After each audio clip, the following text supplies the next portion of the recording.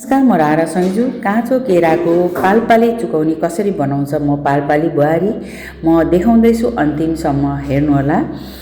यो काँचो केरालाई बोइल गरेर बोक्रा सुत्दै राख्नुहोला। यो फाइबर हुन्छ, एकदम मिठो पनि हुन्छ।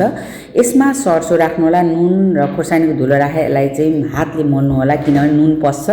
मजाले मोलिसकेपछि आलु मनपर्छ भने राख्न सक्नुहुन्छ, नभए सुगर छ भने नराख्नु होला। यो लसुन दुईटालाई कुटेर राख्नु होला, नराख्दा पनि हुन्छ, किनभने मलाई यो लसुनको बास्ना असाध्यै मनपर्छ।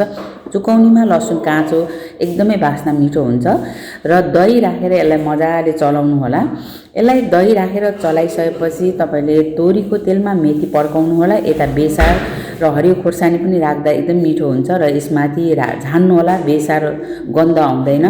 र बेसारमाथि यसरी झानेर यसलाई मजाले चलाउनु होला।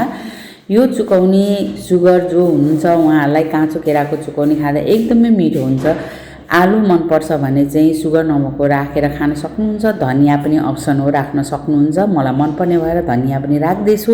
यसरी बनाएर परपाउनालाई आफू खानु होला। धन्यवाद।